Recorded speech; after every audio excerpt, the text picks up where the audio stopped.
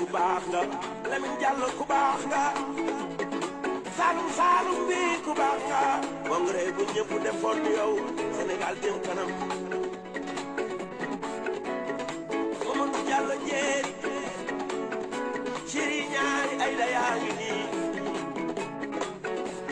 Keba ku baax nga Traoré ku baax nga Saalum Saalum be ku baax nga Keba bu ñëpp defoon yow Sénégal jëm kanam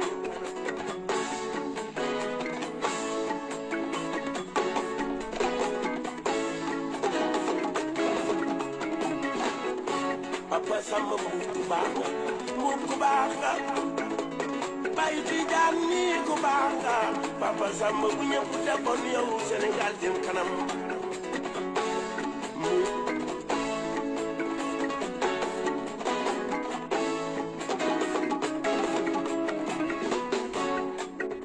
Mari Ngoone Aram Mbaay ki ñax Demba Daali may sa Jóob mi da bon ma joojo njaay jooy leen ma damel baal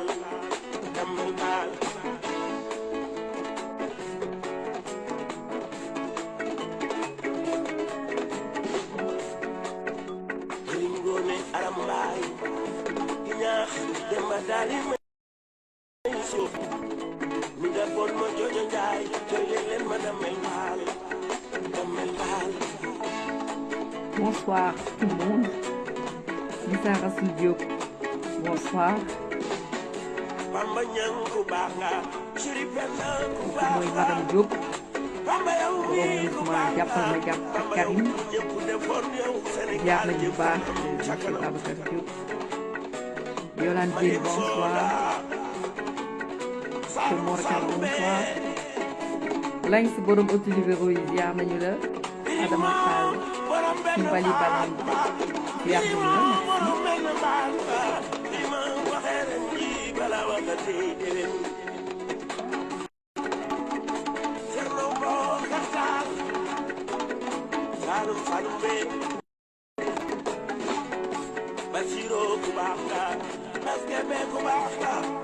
Partagez leen vidéo bi comme ça dans 5 minutes ñu mën a commencer.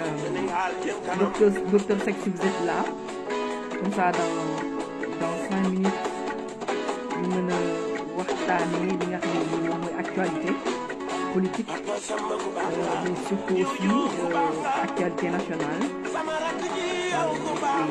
Panafricanisme, aujourd'hui on a beaucoup parlé de panafricanisme avec le ministre Amadou Lamine Faye.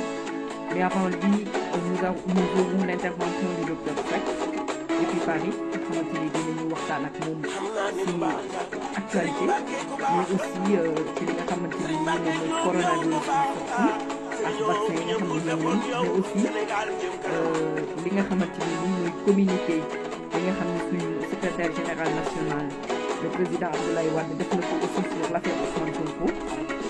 Donc dinañ ko waxtaane aussi tey ci biir spécial live bi nga xamante ni am nañ ko fii ci biir jotaay bi.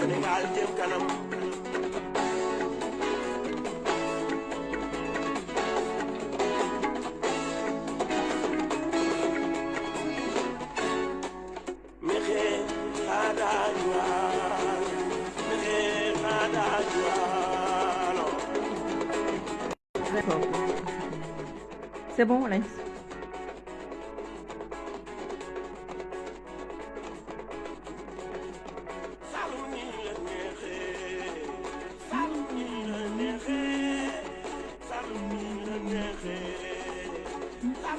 Partagez leen vidéo bi comme ça internautes yëpp mën koo gis ñu mën a ñëw waxtaanee li nga xamante ni nii tey moom mooy actualité nationale.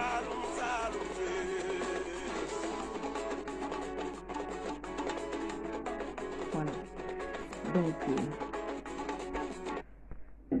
ñuy nuyu salaamaaleykum encore bonsoir tout le monde. ñu jégalu aussi ci retard bi nga xamante ne ni accusé nañ ko de presque 15 minutes fii ak 21h donc ñu leen di wax dal leen ak jàmm ci li nga xamante ne ni moom mooy jotaayu umu fii ci biir ëttu libéraux yi nga xam ni nii léegi kenn dootu leen ko présenter, vous avez tendance à la voir presque au moins toutes les semaines ñu ngi ñëw di waxtaanee li nga xamante ni nii moom mooy actualité nationale mais surtout actualité bu parti démocratique sénégalais. Donc may jiital ci nuyoo bi le président Abdoulaye Wade mi nga xamante ni nii mooy suñu secrétaire général national, di ko ñaanal yàlla defal ko jàmm, di ko ñaanal yàlla may ko gudd fan ba mu fekkee Karim Wade bu palais, may ko combat démocratique yi nga xamante ni nii engagé nañ ko depuis 1974 yàlla may ñu ci ndam. Di nuyu aussi suñu candidat le frère Karim Meïssa Wade mi nga xamante ni nii de 2012 à nos jours il est l'homme le plus traqué, le plus opposé, mais malgré tout il reste dignement dans le combat pour la démocratie et surtout pour li nga xamante ni nii moom mooy restaurer mais aussi redresser économiquement notre pays mi nga xamante ni nii tey dafa nekk à terre. Donc président, on vous dit bonsoir, di lay wax ni vous êtes un exemple pour la jeunesse sénégalaise, un exemple de courage, un exemple de patriotisme surtout, parce que bëgg sa réew moom moo la indil tey lépp li nga xamante ni nii ñu yaa ngi koy dund. Donc buñ ci balaa ñuy dugg aussi ci waxtaan wi bëggoon nañu jaal ki nga xamante ni nii moom mooy le président Doudou Wade mi nga xamante ni nii il a perdu son épouse. Au nom de tout ëttu libéraux yi ñu ngi lay jaal président, di ko ñaanal yàlla xare ko ci àjjana, yàlla may la yow gudd fan ak wér gu yaram ci barke Seydina Mohamed. Donc tey lii lañu leen indiloon ci nuyoo, mais surtout rappeler aussi avant ñu dugg ci débat bi aux militants et militantes di leen appeler waat à la remobilisation pour préparer le placement ak vente des cartes yi nga xamante ne nii le parti sous l'ordre du président Abdoulaye Wade, le frère secrétaire général national, lancé woon nañu vente ak placement des cartes ba nga xamante ne nii tey fépp foo xamante ne nii ci Sénégal, surtout au niveau du département de Dakar, Saliou Dieng mi nga xamante ne nii il est le secrétaire national chargé des mouvements de soutien, mais aussi il est chargé des soutiens et des organes. Qu'est-ce qui m'arrive là? J'oublie vite. Voilà. Il a fait une tournée sur le plan ici dans le département de Dakar, mais aussi dans les autres départements du Sénégal aussi. Donc ñu rappeler rek militants yi ne parti bi foofu la toll et que ni ñuy waxtaan, puis bien vrai que contexte bi ak fi pandémie bi toll xaw na jafe trop ak ay réunion et tout, mais mën nañu waxtaan, mën nañu trouver des solutions pour ñu mën a waxtaanee suñu parti, mais surtout naka la ñuy def ba renouveler waat instance su PDS yi. Donc voilà, tey docteur Seck, si vous êtes en ligne mën nga ma woo ñu waxtaanee li nga xamante ni nii moom mooy actualité nationale, surtout li ko gën a dominer mooy l'affaire Ousmane Sonko et recul démocratique bi nga xamante ni nii tey seetlu nañu ko ci Macky Sall depuis mu jor nguur gi de 2012 à nos jours. Yaakaar naa ni vous ñëpp gis nañu ko. PDS depuis 2012 tey jii li Pastef di dund ñun ñoo ko njëkk a dund en 2012 ñuy traquer suñuy militants, di leen di jàpp, di leen di tëj, te duñu respecter benn droit, duñu respecter même seen droit yi gën a tuuti duñu ko respecter. Gis nañu fi Karim Wade mi nga xamante ni nii CREI 25 personnes la cité woon, aujourd'hui mu nekk moom benn personne bu nga xam ni CREI moom la topp, moom la ci condamné. Donc CREI dañ ko tegoon uniquement pour Karim Meïssa Wade, pour empêcher ko ses droits pour mu mën a nekk candidat en 2019. Donc recul démocratique gis nañ fi ka Khalifa Sall, aujourd'hui tey Ousmane Sonko la, bien vrai que comme le président Abdoulaye Wade l'a dit, son inexpérience quand même moo ko yóbbee li yëpp.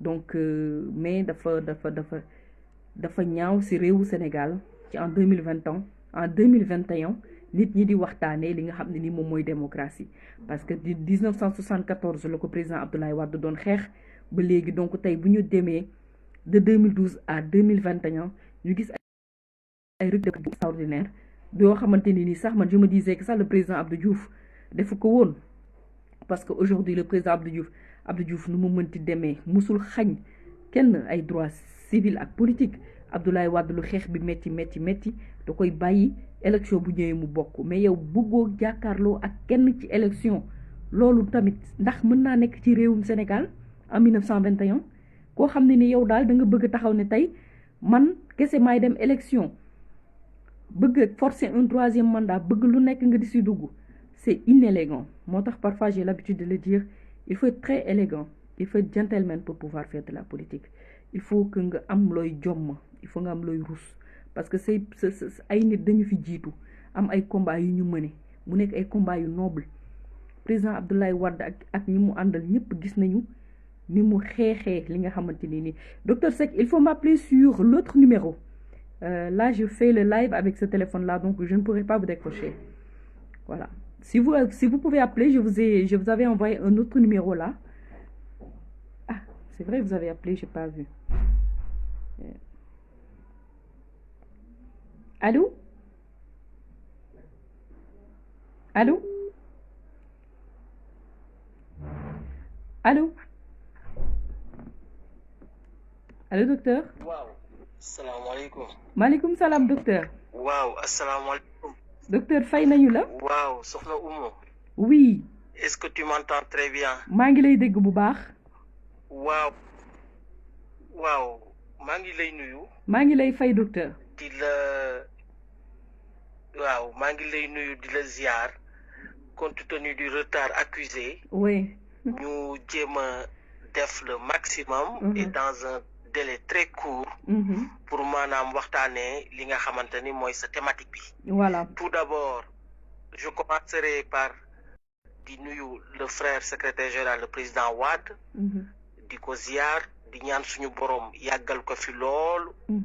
mu ànd ak wér ba fekkee luy suñu mbébét ci Sénégal.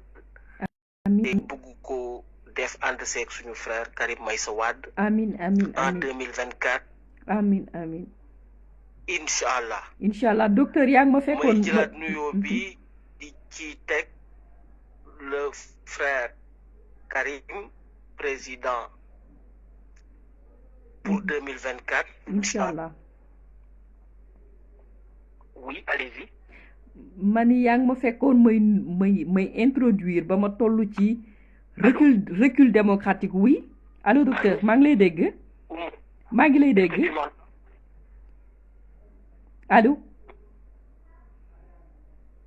allô docteur le réseau allô oui maa ngi lay dégg docteur waaw comme tu m'as coupé ma ni xaaral ma déglu la waaw mani di pareeguma woon d'accord allez-y docteur di nuyu di ziar le frère Karim Meïssa di nuyu tous les militants et militantes du Parti démocratique sénégalais. ñu ngi lay fay. di nuyu tous nos honorables députés. di nuyu tous nos honorables députés qui nous ont dignement représentés à l'Assemblée nationale. Sur des intérêts nationaux ak li nga xamante ni mooy thématique bi. di balaa may daaneel. may jaal boole kook militants yeeg militantes yëpp di jaale suñu doyen Doudou Wade bi nga xamante ni soxnaam dafay wàññeeku te yàlla def na ni 2 jours avant woo na ma téléphone ñuy waxtaan comme nu mu koy defee saa su ne su ma gëjee dégg rek woo ma wax dëgg yàlla maa ngi koy jaale di ñaan yàlla suñu boroom ci yërmandeem bu yaatu bi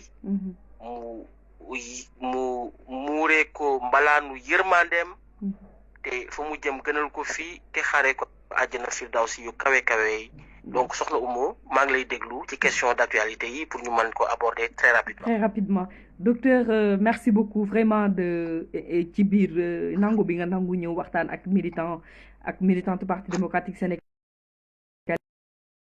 mais à travers ëttu libéraux yi vraiment yow amuñu sa fay à chaque fois yaa ngi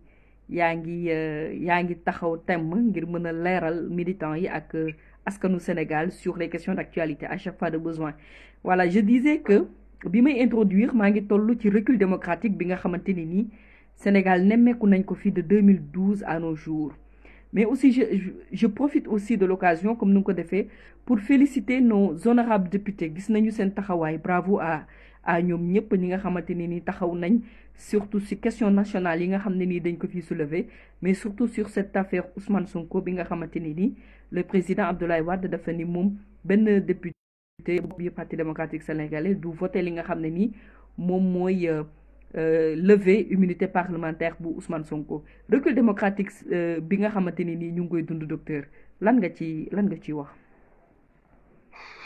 alors jërëjëf Oumou si sa question bi am na solo te je pense que ni moom mooy li nga xamante ni moom mooy mandargal actuellement ni li ñuy dund li Sénégalais di dund. alors pour résumer rek ci problème la ñu am. je pense que ni même xale yi ñu ngi koy foowee sur la toile. problème bi si njëkk mooy Macky mi ñetti M la. Macky mi moo jiitu. bi ci topp mooy mbëkk mi. beneen bi ci tegu mooy mbas mi. ñetti M yooyu mooy résumé problème mu Sénégal fii ñu toll. Macky mi nag mooy ki nga xamante ni mooy sénégalais yi en partie amoon nañ yaakaar ci moom ba muy wuutu le grand démocrate li naan qui peut le plus peut le moins c'est-à-dire Macky sénégalais yi ko votel fal ko en 2012 ils attendaient ci moom pas moins que Wade li mu incarné démocratie ak doxalee ko Sénégal mais on attendait de lui plus ou à la limite égal à ce que Wade a fait d'autant plus que ci ay flanc wu Wade la màggee ci ay flanc wu Wade lañ ko jëmbalee ci ay flanc wu Wade lañ ko tàggatee ci état mu egg mu am yàlla may ko Wade ci yéwénam teg ko à tous les stades stratégiques pour gouverner un pays. Donc je pense que Macky Sall, il devait être, je dis, normalement dans la logique, comme on dit, l'élève qui dépasse le maître. Il devait être le meilleur président de la République à l'état actuel fi ñuy toll nii. Et loolu muy grâce au coup de pouce et à l'ombre de Wade bi nga xamante ni moom moo ko couvé ba mu am tous ses acquis étatiques. Mais malheureusement il a échoué. ma ñëw ci deuxième M bi mooy mbëkk mi mooy lan. Il a échoué lamentablement dans la politique fi ñu ko doon xaaree de l'emploi où il avait promis à une jeunesse désorientée ne leen dinaa leen wutal téeméeri junni emploi par an durant son quinquennat dans un premier temps avant qu'il se renie avant muy weddi kàddoom ne 7 ans lay def loolu furaas daal di xëddeen moom moo jur mbëkk mi mu am lu ko loo xamante ni daf ko amplifier li naan effet amplificateur mooy mbas mi muy troisième M bi mbas mi ñëw ñu gis un gouvernement bi nga xamante ni xamul fan lay teg tànkam amul une réponse adéquate bi nga xamante ni dafa correspondre ak li mbas mi laaj ci aar doomu aadama yi d'abord encore aar suñu économie parce que mbas mi wane na ni ñun dafa gën a wane ni ñun ndekete li ñuy dégg yëpp ci plan Sénégal émergent alors que plan Sénégal endettement la ndekete gouffre à milliards yi nga xamante ni le régime daal dina koy capitaliser durant ces 7 premières années nit ñi gis nañ ne ni mbas mi moom moo leen mettre à nu devant le public ni milliards yooyu yëpp ñu investir amul benn impact moom mooy amul benn retour benn ñeexital ci askan wi loolu moo gën a amplifier l'effet de mbëkk mi mbas mi ñëw daal koy mettre à nu wane tële gouvernement Macky Sall wane les limites de sa politique économique wane les limites de sa daal di bu fekkee am na beneen question boo bëgg ci question d'actualité yi ñu aborder ko En fait, docteur, puisque je rappelle que vous avez fait de la médecine, parce que à un moment donné, sur 6 pages Twitter du ministre Abdoulaye Diouf Sarr, qui est le ministre de la Santé et de l'Action sociale, dafa bindoon que le Sénégal, Chine dañu ko may 200 000 doses de vaccins. Et aujourd'hui, pas plus tard qu'une semaine passée, nous avons lu ci journaux yi que dañu ko jënd à plus de 2 milliards. C'est 200 000 doses. Aujourd'hui, histoire de vaccins, histoire de dons, histoire de dañ ko jënd, nous on n'arrive vraiment pas à comprendre. Alors, jërëjëf Oumou, si sa question bi par rapport maanaam pour faire la transition effectivement de mbas mi à la politique vaccinale du gouvernement de Macky Sall. Alors, effectivement, courant janvier 2021 bi ñu nekk le ministre de la santé muy Abdoulaye Diouf Sarr bi nga xamante ni moom lañ dénk suñu wërgu yaram ak politique sanitaire moom moo publié ne le gouvernement chinois may na état du Sénégal 200 000 doses mooy ñaari téeméeri junni doses vaccin. Effectivement, contre le Covid. Effectivement, quand l'information commençait à être partagée partout, et puis les gens le voyaient quelque part en bonne nouvelle, quelques minutes après, il a supprimé son tweet. C'est que li olof yi di wax rek xam naa ni nu mu tudd kuy naan di làqatu boo mandee feeñ. Je crois que Diouf Sarr était allé plus vite que la musique bi nga xamante ni peut-être Macky Sall àndu ci parce que il y a pas d'effet sans cause. Ce n'est pas anodin que mu supprimer son tweet annonçant un don de l'État chinois de 200 000 doses. Loolu c'est pas anodin. Et voilà, dafa am lu nekk ci ginnaaw te li nekk ci ginnaaw dinañ ko wax.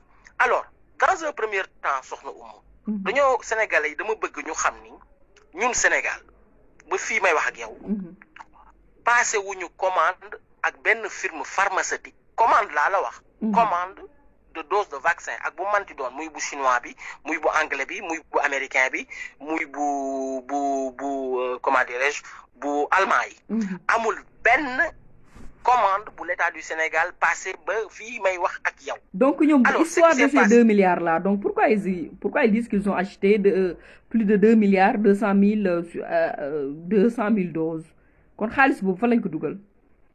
Alors j'en viens parce que loolu il faut que ñu leeral ko ñoom ils ont un devoir historique daal di leeral les chiffres qu'ils sont en train d'avancer par rapport à une facturation de vaccins à hauteur de 2,2 milliards de francs CFA. Alors wax ji dañ koy jëlee fu mu jugee. Alors ba mbas mi amee ba course au vaccin amee l'OMS moom mu nga xamante ni moom mooy gérer politique sanitaire adduna bi moom mooy li kiy jàngoro yeeg yooyu ci kaw adduna bi ak système de santé yi moom moo def un appel à travers l'initiative COVAX. L'initiative COVAX benn objectif la am oui et cette initiative regroupe 172 pays.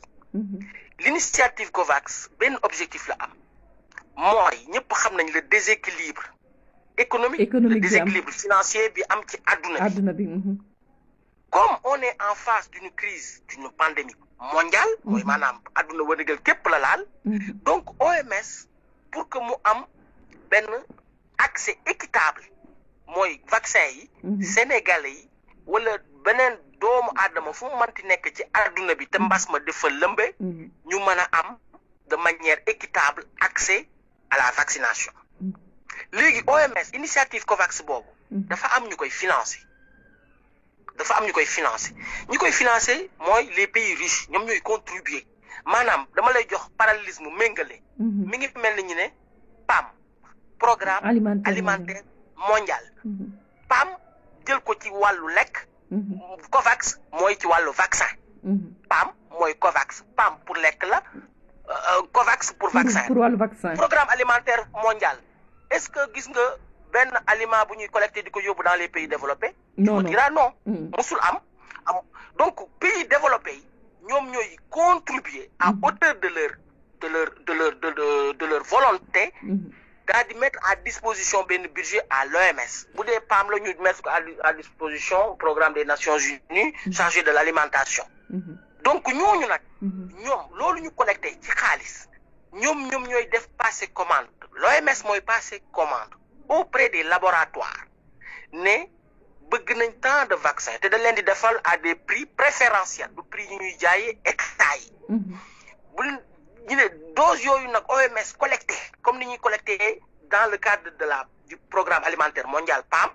aliments yi bu ñu ko collecté nu ñu koy répartir pour chaque pays pour que daal di nu mu tudd séddale bi daal di yem ci ñëpp am accès. C'est exactement la même chose et le Sénégal fait partie des pays de l'initiative COVAX yi nga xamante ni moom dafa bëgg comme ni PAM bi di amee bu famine amee Sénégal comme au nord au Fouta bu ñu joxee ay aide alimentaire ñu yóbbu ko au Fouta donc c'est exactement la même chose bu docteur pour que ça soit beaucoup plus clair donc ces aides donc aide alimentaire yooyu noonu di jóge ci programme alimentaire mondial dañu koy jox de façon gratuite. Ah, c'est gratuit. donc vaccin yi nga xamante ni nii aussi COVAX dafa ñu koy jox dafay gratuit. De manière gratuite et je te donne pour preuve. Maroc. Maroc c'est Afrique la bokk. Tunisie, Égypte. mais ñoom xaaruñu vaccin wu initiative COVAX. ñoom ba européens yi di commander dans les laboratoires. ñoom si lañ passé commande dans les laboratoires. Maroc a commandé 10 millions de doses ba européens yi di commandé. Égypte kazalik naka noonu. sama gars yi partagez leen live bi ce que le docteur Seck est en train de dire est extrêmement important. partagez leen live bi. ñooñu dañoo jël ci seen gafaka. mooy alal bi leen réew mi dénk. ñu def commande directement aux industries pharmaceutiques yuy produire les vaccins Maroc Tunisie Égypte et Algérie loolu c'est vérifiable. Initiative COVAX quand les pays européens ont pris d'assaut moom mooy ba ñu songee labo yi. parce que bu nit ñi fàtte ni les Européens l'Europe je prends l'Europe en tant que union. ñoom ba ñuy nekk ci phase bi mujj ci test vaccin yi ñoom dañoo commandé woon 300 millions de doses te boobu kat vaccin yi génnagul de. 300 millions de doses la ñu commandé ba vaccin yi génnee ñu répartir 300 millions de doses yi mais ils se sont rendu compte que ni doses yi doyul. ñu commandé waat actuellement ni pour 2021 bi toute l'année ils ont commandé 1 milliard de doses pour l'Union européenne 1 milliard de doses yooyu bu ñëwee dañ koy répartir équitablement en fonction des programmes de vaccination et en fonction de la population des populations cibles yi nga xamante ni qui sont concernées par la vaccination ñu jox leen seeni doses actuellement France li muy jot ci commande Union européenne lay jugewul ci commande France directement parce que ñoom union la pourquoi je donne juste benn faille de l'Union africaine et ou bien de la CEDEAO des sous-entités de l'Union africaine ay CEDEAO pourquoi defuñu comme à l'image de l'Union européenne ñu def commande groupée parce que à plusieurs on est plus fort on est plus représentatif mais chacun va de son côté di dem initiative COVAX pour xaar loo xamante ni xamuñu kañ lay ñëw de un lors des premières commandes européennes et américaines tout le monde c'était la ruée vers le vaccin ba vaccin yi pare mais instant boobu noonu africains yi fëgg nañ table bi vous avez entendu le président Macky Sall avait fait un discours di rappeler waat à l'OMS naan leen il ne faut pas que les puissants se partagent les vaccins en nous oubliant en ce moment-là benn dërëm européens yi ak américains yi ak chinois yi dugaluñu ko woon ci initiative COVAX mais ba chef d'État yi defee lancer appel boobu nag ci la OMS rappeler à l'ordre les puissants qui doivent contribuer c'est en ce moment-là que la situation s'est débloquée ñu léegi la Chine Jinping il avait dit le vaccin de Sinopharm le vaccin chinois mi ne c'est nu mu tudd accès public là c'est comme ça qu'il l'a défini c'est-à-dire il s'est rendu compte Jinping il s'est rendu compte que ni c'est une pandémie mondiale il va falloir que le côté volet financier qu'on le met en deuxième intention, c'est-à-dire faire en sorte que les Chinois d'abord, comme on dit, les Chinois puissent avoir leur quota, et ensuite qu'on va contribuer via l'initiative COVAX à aider les pays qui les pays pauvres, Afrique, surtout l'Afrique en priorité. Donc docteur Seck, ces 200 000 doses chinois là du Sénégal rek moo ci jot, am na yeneen pays africains yoo xam ne aussi jot nañ ci.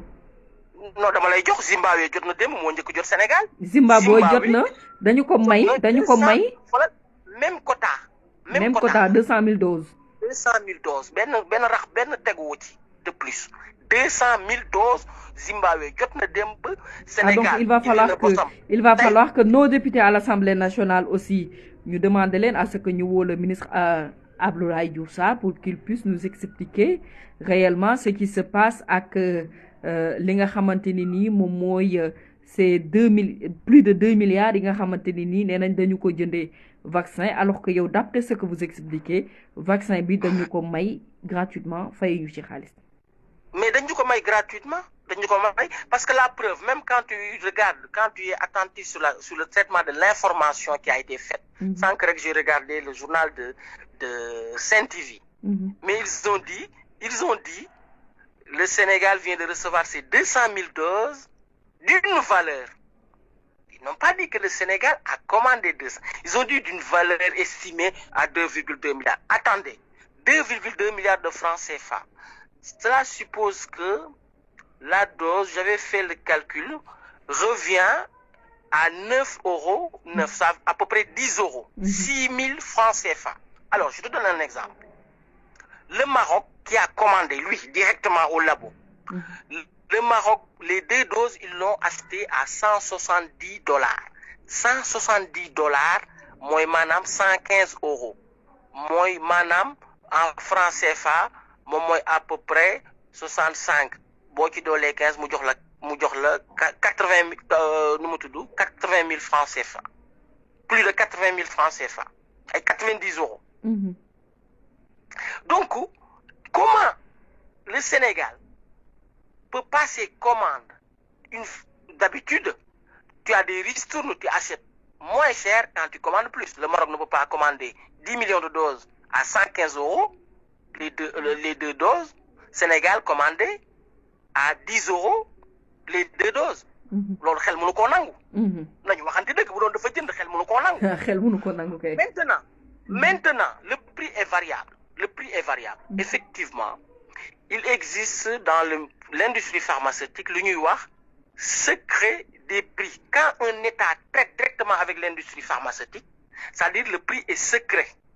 Mais par contre, beaucoup d'États ont révélé les prix d'acquisition. Par exemple, même le vaccin de Pfizer ou AstraZeneca, li mu coûté France, c'est pas la même chose moom le coûté beneen dëkk. Parce que c'est secret et mais ku ci nekk ak benn prix préférentiel bu lay jaayee. Donc pour montrer à quel niveau que ce gouvernement-là n'est pas dans la transparence, bëgguñu mbir yi leer, mais li leer ba leer moom mooy man maa leen ko wax tey te takku leen ko téere. C'est 200 000 doses, c'est un don. Sénégal dugal ci 15 peut-être à part les frais de transport bi avion Air Sénégal dem jëli ko. Mais 15 Sénégal dugg ci, c'est un don de la Chine comme le Zimbabwe ñu mu amee 200 000 doses am te malheureusement la suite c'est que le programme vaccinal, pour terminer foofu, le ministre de la Santé a prévu de vacciner 3,5 millions de Sénégalais yi nga xamante ni ils pensent qu'ils rentrent dans le cadre des priorités de vaccination. mooy maanaam ñi nga xamante ni ñoom la ñu war a vacciner. mooy les personnes âgées, le personnel médical ak les personnes vivant avec en fait les personnes vulnérables en fait au Covid. Tout à fait. Mais 3,5 millions de personnes sur 16 millions d'habitants, c'est à peu près 20% de la population. 20% de la population, tu es trop loin li ñuy wax immunité collective. Parce que li ñuy rechercher ci vaccination bi mooy immunité collective. Immunité collective moom mooy maanaam bu ñu atteindre le chiffre bi nga xamante standard international mooy il faut vacciner il faut couvrir 70% de sa population. Nous on est à 20%. ci plan de vaccination de Diouf Sarr affaire plan wu taf yëngal vaccination boo xamante ni ça ne nous protège en rien. Donc 20% de la population ce n'est pas ambitieux comme programme de vaccination. Comme programme de vaccination. Donc pour daanelee foofu rek di wax soxna Oumou ne entre octobre ba fii ñu toll tey ji nii le 17 février 2020 au mois d'octobre on était à peu près 300 morts, 16 000 cas. 16 000 cas au total, 300 morts.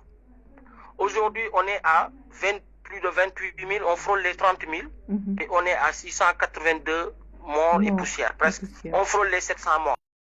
Donc, cela suppose que lors de cette deuxième vague, on a doublé le nombre de décès et on a quasiment doublé le nombre de contaminés, alors que nit ñi war nañu xam ni Sénégal du ñëpp la ñuy testé. Les tests sont insuffisants. Ah non, ouais. Et rappelez-vous, dès le début de la pandémie, le président Abdoulaye Wade leur avait proposé de faire des tests massifs, qu'il fallait tester toute la population, au moins. Non, mais c'est ça l'objectif premier, c'est-à-dire, da ngay tester ba pare. Isoler, traiter. Loolu la ñuy wax les 3 TIT.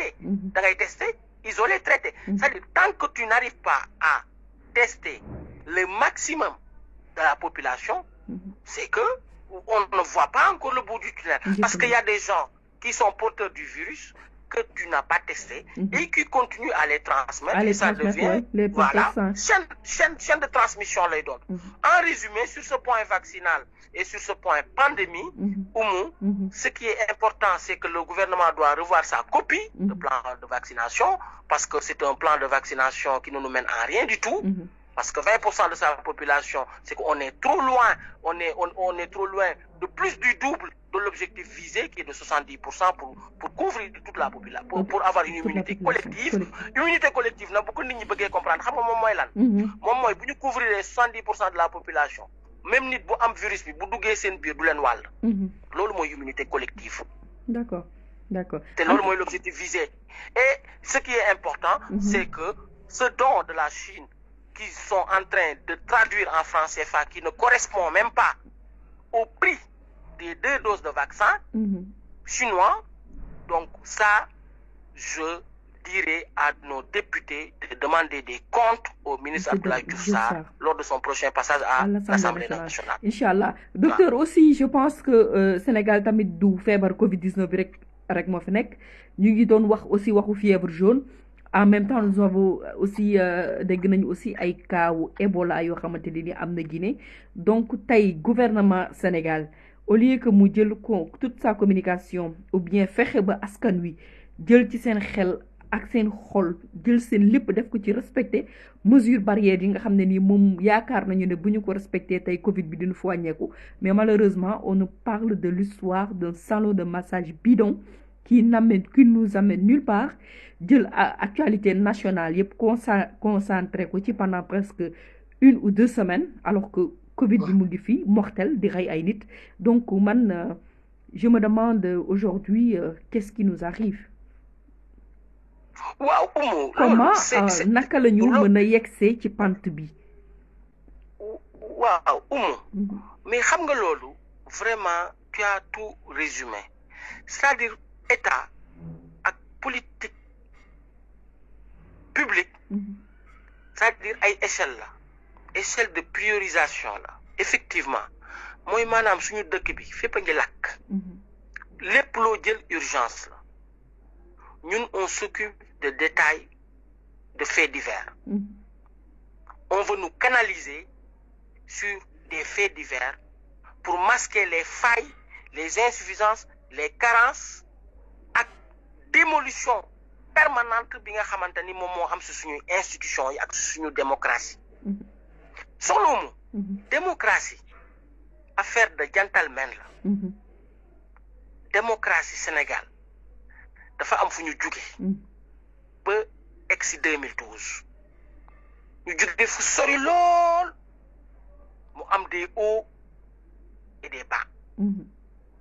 Il se trouve qu'il y avait un homme qui s'appelait le président Abdoulaye Wade, qui avait créé un parti qui se nomme le Parti démocratique sénégalais en 1974. mu def 26 ans de lutte musoo ko dégg ci détail musoo ko dégg ci lu ñàkk fayda musoo ko dégg mu surux ci pièce buñ ko tendre ci ay waxu waaye surtout ci ay waxu second plan de seconde zone voilà sur des querelles de borne fontaine. Cet homme-là nous a inspirés. Cet homme-là, avec son intelligence, sa finesse, son sens de la diplomatie politique. Il a créé ce que les Sénégalais oublient. C'est-à-dire cette notion de diplomatie politique, mais il va falloir nous bien côté analyse. Attribué au président Abdoulaye Wade. Abdoulaye Wade a créé ce qu'on appelle la diplomatie politique, qui n'a jamais existé. Abdoulaye Wade moo fi naxanteeg benn régime boo xamante ni ñoom unitaire lañu woon. Pour ñoom rek ñoo war a exister parti unique jusqu'à l'extinction du Sénégal ou jusqu'à ce que Dieu efface toute vie sur terre. Abdoulaye Wade a usé de son intelligence, de sa finesse et de sa grandeur d'esprit naxanteeg ñoom pour que ñu mën a egg à un niveau de démocratie bi nga xamante ni tey jii nii tey moom lañ ñuy mooy wayu Sénégal ba 2012 laa wax. ba 2012 moo nekkoon wayu Sénégal. parce que li may wax ne Abdoulaye Wade ci benn émission bu ñu ma invité woon. ma ni leen si on en est arrivé à ce qu'on ait une démocratie citée à travers le monde, c'est que c'est grâce à l'élégance de Diouf et la persévérance d'Abdoulaye Wade. C'est ce que je disais à mon introduction. Je disais que vraiment le président Abdou Diouf aussi, quoi que l'on dise, il était élégant quand même avant. Il a eu beaucoup à faire quand même avec l'opposition, mais au moins Mouniou Tanel Macky Sall. Mais tout à fait. Persévérance Abdoulaye Wade, mais il voulait faire persuader à ce régime socialiste que ni ngeen di defee du noonu on peut faire mieux. Xam nga li ñu naan programme du question da ngay jug ne kii li muy def baaxul. mooy li muy def da nga koy saytu ba gis ni baaxul. nga ni ko baaxul mais bii ma teg fii moo gën. te buñ ko jëfee nga gis ni moo gën. Abdoulaye Wade c'est ce qu'il a fait avec les socialistes ne leen régime boo xamante ni dañuy voter sans isoloir. sans pour ñu mën a tracer les votants. mais loolu affaire pëcc xool la. affaire pëcc xool la c'est pas une transparence. et sooklu démocratie. waaye Abdou Diouf au moins daan na bàyyi opposants yi participer waaye kii moom opposant du participer du bokk. merci beaucoup donc ba mu ko wanee ni démocratie li ci jiitu mooy transparence.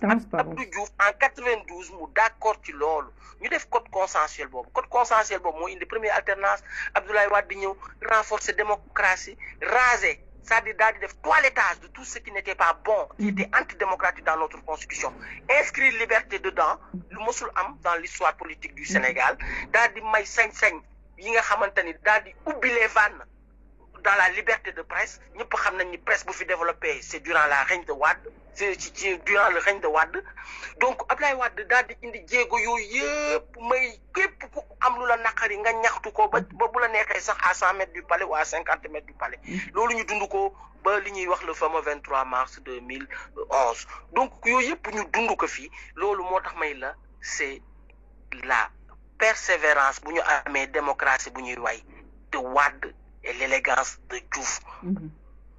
Code consensuel boobu noonu moo ko jox deuxième mandat le président Abdoulaye Wade en 2007. indi code consensuel boobu code électoral boobu mu moo fal Macky Sall. Macky Sall li ñëw. en 2000 waaye Macky Sall ñëw def ko table rase en 2017 xaw ma en 2018.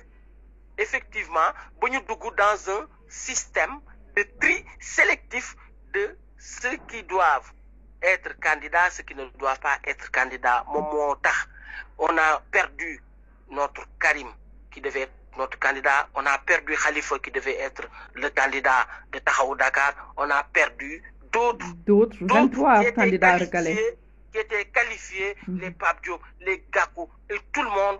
On les a disqualifiés parce que Macky Sall ne voulait faire face qu'à 4 adversaires politiques qu'il a choisis lui-même. Et ce qui s'en est suivi.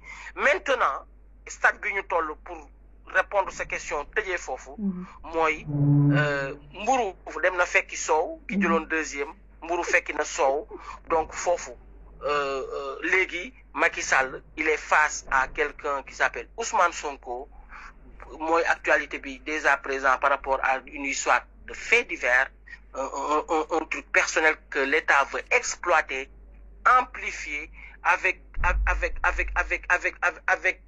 une outrecuidance, avec une légèreté dans tout cela et de passage. Mangi encore renouveler toute ma reconnaissance. PDS nous renouveler toute notre reconnaissance à notre représentation nationale. Les députés. Parce que, bu ñu fàtte ni député ñetti rôle la am. Rôle de représentation d'abord, rôle de contrôle du gouvernement, de l'action du gouvernement, et rôle d'évaluation des politiques publiques. Gis nga ñetti rôle yooyu man ñu ngi ciy jaajëfal suñu groupe parlementaire bi nga xamante ni le président Cheikh Abdou Bara Mbacké Dolly moom moo ko dirigé. Vraiment, siggil nañ ñu, ils nous ont dignement représentés. Parce que Sénégal bu fekkee ñun nekkuñu ci ay affaire u caaxaan nee naa leen PDS du parti buy dugg dox ci ay caaxaan bu ñu wala nekk di dox ci ay combine parce que bu ñu nekkoon dans ces jeux là posture bii ñu am tey ak démb ak bërki démb duñ ko am à l'Assemblée nationale te tey wane nañu PDS il est contre toute forme d'injustice bu ñuy teg quelle que soit la couleur le parti l'appartenance du citoyen en face et la preuve par 9. Aujourd'hui, on a défendu bec et ongle, on a boudé l'Assemblée nationale, ce que je salue. On a boudé la commission comité ad hoc, donc de l'Assemblée, vous y levez de manière illégale immunité parlementaire de Ousmane Sonko, alors qu'il y a vice de procédure sur toute la longueur. Je reviens pas. Je pense que tous ces mangas, le groupe parlementaire Mame Diarra Fam, Cheikh Bara Dolly, et Aïda Mbottié, son avocate au niveau de l'Assemblée,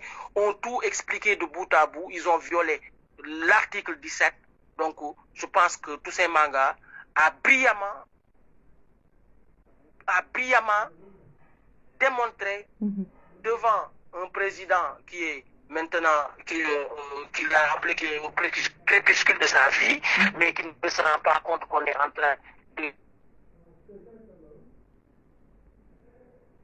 Allô? Et qu'il ne se rend pas compte qu'il doit laisser pour ce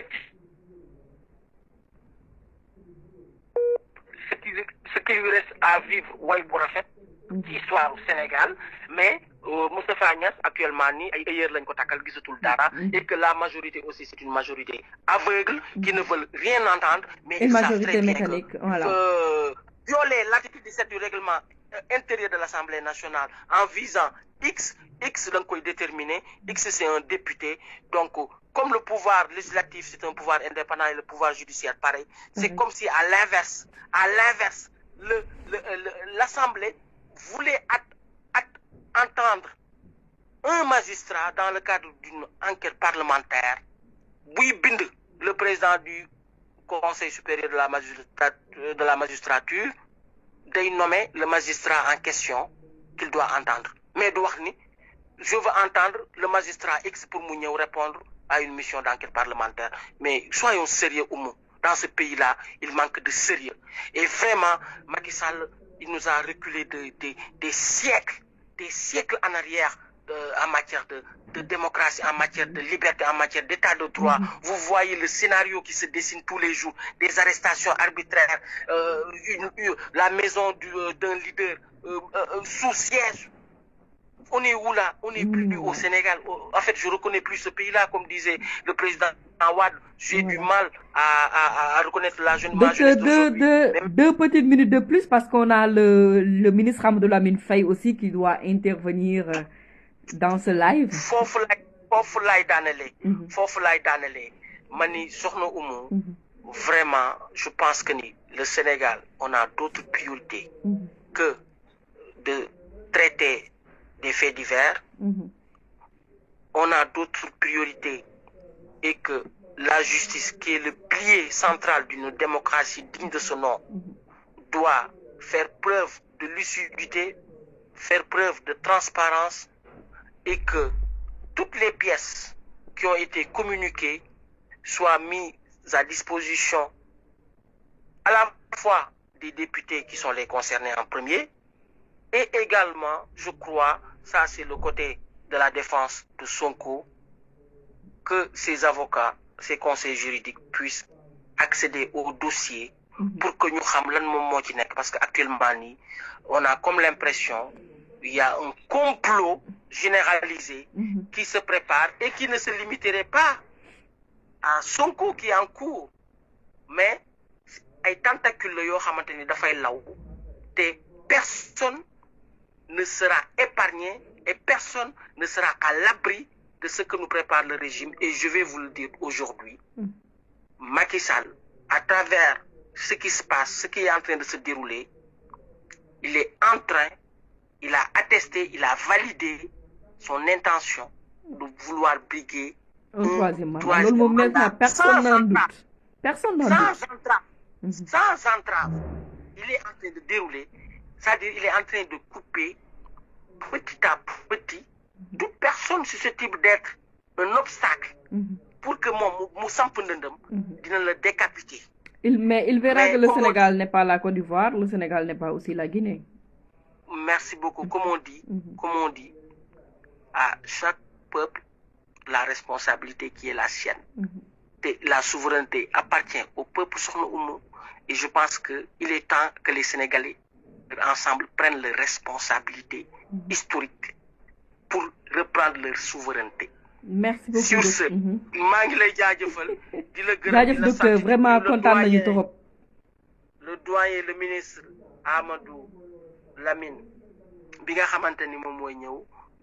je pense que ni maa ngi koy déglu pour jàng lu bari ci moom parce que li ñu point yi ñu war a éclaircir point yu am solo la maa ngi lay jaajëfal di remercier toute l'équipe de Tous Libéraux yi soxla. Merci beaucoup docteur Seck, merci vraiment. C'était docteur Seck depuis la fédération la fédération de Paris.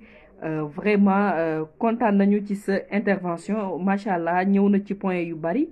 Surtout ci li nga xamanteni ni mom moy surtout ci li nga xamanteni ni mom moy li nga xamanteni ni mom moy actualité nationale. Donc ñu wo ki nga xamanteni ni mom moy le ministre Amadou Lamine Faye. Monsieur le ministre, si vous pouvez m'appeler parce que apparemment j'ai pas pris votre numéro là sur le téléphone.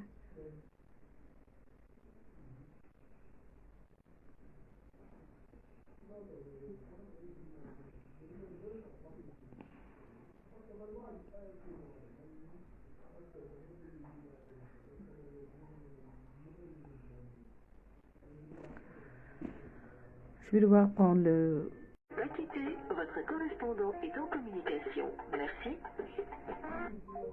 Voilà, donc on va... voilà, donc je vous demanderai en attendant qu'on ait le ministre Amadou Lamine Faye pour ñu ñëw waxtaanee li nga xamante ne ni moom mooy le communiqué décortiqué, le communiqué du président Abdoulaye Wade sur l'affaire Ousmane Sonko bi nga xam ne nii dafa nekk ci actualité bi, mais aussi parler du panafricanisme ak li nga xamante jéego yi nga xam ne ni président Abdoulaye Wade aussi def na ko ci. Donc en attendant on va vous demander de partager le maximum le live parce que tey live bi di ngeen ci jëlee xam-xam machallah xam-xam bu bari ndax Amadou Lamine Faye xam-xamam màcc na, il a été ministre chargé du panafricanisme mais aussi tous les jours ñu ngi lire ay textes yi nga xamante ne ni mu ngi koy bind ci page Facebook am.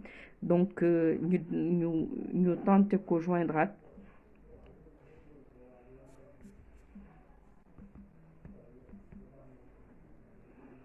pouvoir.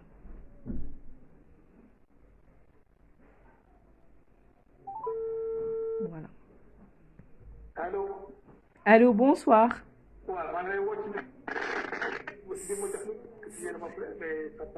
C'est vrai, ça doit être le réseau. Oui, d'accord, ok.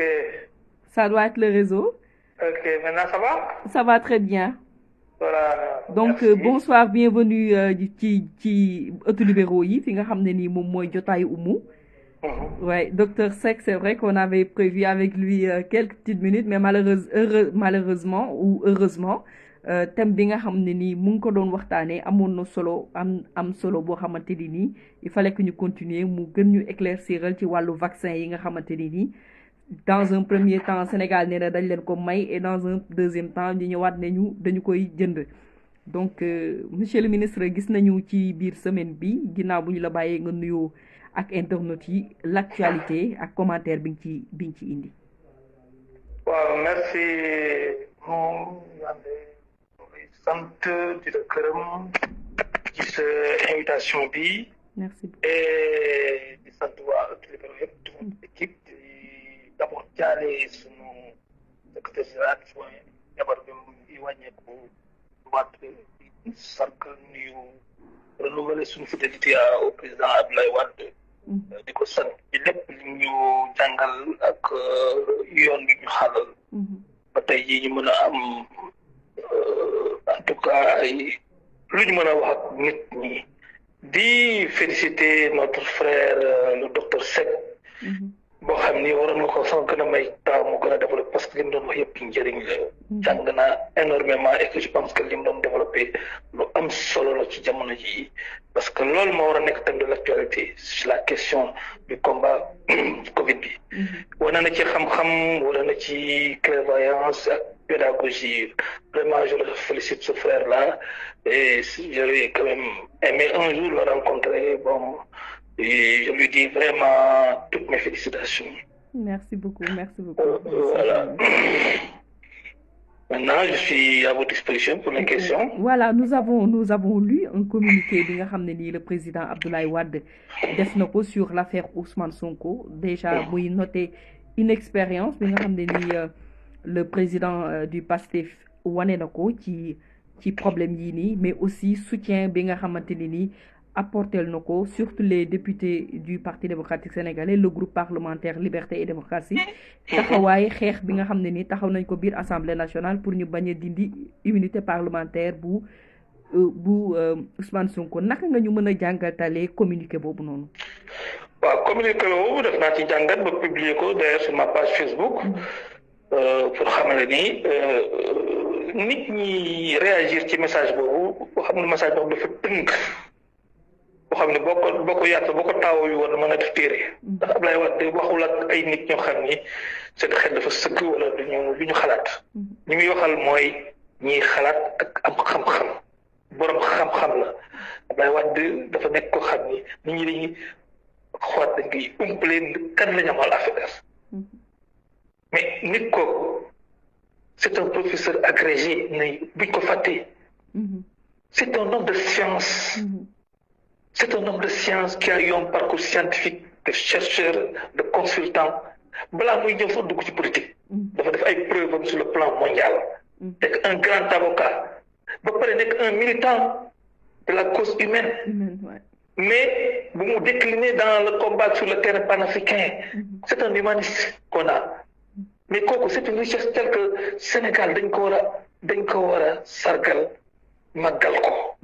waaye kenn war ko wàññi bu waxee dañ ko war a déglu xel pour jàngat ci li ñuy wax buñ ci ku ko def rek gis ci njëriñ parce que moom léppam njëriñ la jëfam ñëpp njëriñ la waaye dañu nekk ci situation boo xam ne tey jii ñu bëri sax ñu ngi bëgg féewale ko Sonko alors que yërmande la am ci Sonko yéene ko jàppale ko aar ko la ko yéene parce que gis na ni ko moom daf koy rappelé jamono bi ci ndawam xeex bu naan xeex wax na ko Sonko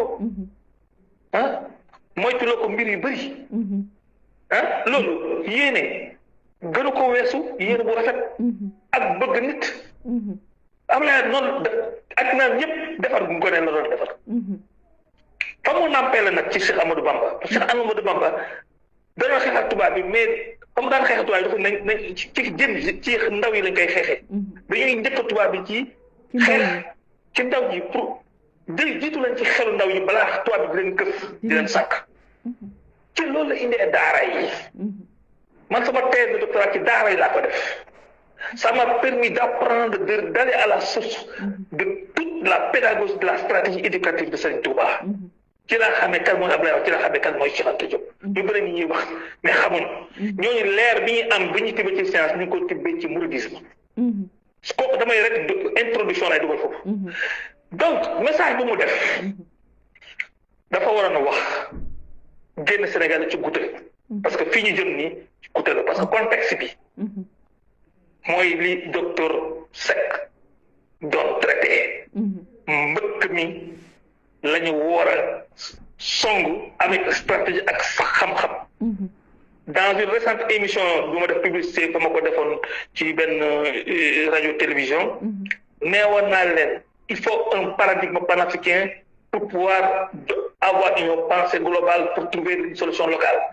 Et que si l'État veut sukkandiku ci ay moyens propres pour ñu dafay dékk loolu day nërmeelu daanu parce que moyens mi danañ néew parce que assiette fiscale bi mu tiré ay revenus dafay gën a néew parce que activité économique moo koy alimenter activité économique Covid bi dugg nii da koy wàññi dëkk boo gis donc mënoo too yaakaar ci say pexe noo ci génnee da ngay dem wuti mutualisation foofu dafay indil encore pertinence l'approche paradigmatique panafricaine te loolu docteur kii wax na ko mais docteur gën na ko sax de manière économique parce que dafay indil ce qu'on appelle l'économie d'échelle tey jii commande boo koy def soo defee une commande boo xam ni doole ressource bi nga mutualiser mais tu fais une commande avec un prix réduit solo sur l'économie d'échelle prix day daanu mais boo bëggee commander à l'échelle de la dimension de ton nombre d'états mais doo am loo mën a jëndee alors que bu ñu mutualiser bu ñu defoon approche panafricaine bi woo impliquer l'Afrique ou bien tout au moins la CEDEAO rapidement que Sénégal la waroon ci jël initiative parce que fii panafricanisme les meilleurs scientifiques qui ont éclairé théoriquement et doctrinalement le panafricanisme ces deux personnes c'est Cheikh Anta Diop Ablaye Wade ñoo bind alors loolu laa leen doon indil ci xel bon wane ni Sonko ñu koy dafa il a été faible et il a une faiblesse faible bi mu am mooy dafa ànd ak ay ndaw te ndaw yooyu amuñu expérience ak sagesse bu ñu ko encadré aar ko protéger ko ba du dugg ci dëkk sa ay piège ko faiblesse la faiblesse boobu dolleeku ci moom dafa am faiblesse physique bu feeñ moo xëy na feebaru gannaaw boobu doo boobu indil na ko gàllankoor boo xam ni feebar boobu daf ko war a encore gérer de manière protégée te ay entourage ñoo ko war a di dimbali ak ay sage Ablaye Wade foofu la ko doon taxaw mais nit ñi dañu bëgg di commencer déjà si Ablaye Wade parce que naagu nañ ci seen progression victimaire bi les retombées victimaires de leur situation daf la naaguloo ba ñu yaakaar ni actuellement il peut se passer de tout le monde pour prendre le pouvoir c'est kooku une naïveté politique qui encore montre une haute expérience parce que gisagul dara dajagul le sentier de ce que Ablaye Wade dans son parcours pour faire évoluer la situation au Sénégal fait de la démocratie même aussi Karim Wade j'arriverai à Karim Wade je me commence ci Ablaye Wade d'abord parce que Karim Wade dafa nàmp ci Ablaye Wade foofu la tey bu nàmpuloo ci Ablaye Wade mën nañu wax sax mën am courage bi mu am tey jii pour mën a dëkk a nekk en prison pendant 3 ans oncle jooyu njàppato ñu exilé ko gisul njàppatoom bu buggee gis njabootam ay doomam dañ koy yónneel mu ñëw Dubaï dikk del gis bu gisee papa may ñëw bu gisee besi a jaay ma ñëw ñu teg ko ci situation mu teg ko presque 6 ans mi ngi nekk ci loolu kooku tey jii mi ngi garder honneur am dignité di liggéey wanewul benn fanfaaroon nag wanewul benn naagu ni wanewul benn beew ci dara su dul te mosuñ ko dégg ci njumte mosuñ ko fekk fu mu baalee mosuñ ko fekk bu mu jaxasoo munuñ ko jàpp ci loolu moom même pour ñu jàpp ko ci juridiquement jaaruñ ci des lois ordinaires et des tribunaux ordinaires parce que ñi jàpp ñi ñëpp ak ñi bugg jàpp ñëpp ci loolu lañ leen jàppee moom buñ ko jéem a jàpp ci loolu duñ ko jàpp moom dañ ko indil ay alalu jàmbur ne ko yaa ko moom dañ ko indil tribunal spécial et des lois scélérates spéciales pour mën ko jàpp loo xam ni addina bi ñoo man ko ni loolu waratul nekk instrument juridique pour gérer les droits humains parce que jamono pays fasciste yi ñoo ko daan utiliser moom ñu teg ko pour mu am bunt ci moom pour mën ko teg li ko teg loolu bañ ko koy teg tey jii ñi wax jàppale Sonko di xaar Abdoulaye Wade agir mais jàppalewuñu Karim Wade on était seuls dans notre combat mais ils disaient tous nañ laisser la justice faire son travail alors que c'était pas de la justice qu'on appliquait mais une justice scélérate avec des lois scélérates. C'est comme si aujourd'hui tu prenais les lois de l'apartheid ou les lois qui avaient été érigées pour faire de l'homme noir, de l'esclave, le code noir, c'était des lois. Est-ce que les gens qui disaient laisser faire la justice de l'esclavage disaient la justice? Non, non. Ils cautionnaient de l'injustice. Non, on ne doit pas dire que quand on applique une loi injuste, qu'on dise que laisser faire la justice, qu'on est avec la justice. Non, qu'on est avec les personnes de droit. Non, on appuie l'injustice. Karim Wade li mu daj c'est de l'injustice pure. mooy gën a nekk injustice bi tey jii li ñu teg Khalifa Sall wala ñu koy teg Sonko du dara par rapport à li ñu ko def du dara. C'est du point de vue de la pesanteur et du préjudice du dara par rapport à ce qu'ils sont en train de faire. Et que loolu ce n'est que loolu bu ñu leen mën a jàppee ci li ci faiblesse yi mais kon bu ñu woon utile ay recréé di jàppee loolu jàppee loolu Karim Wade dañuy jaar ci yii rek jàpp ko di jël xaalisu bi ba Bourgi naan ko yaa ko moom. oui yow acte notarié moo ne war a def foi pour déterminer quelle est la propriété d'un individu. Acte notarié un notaire est prête serment.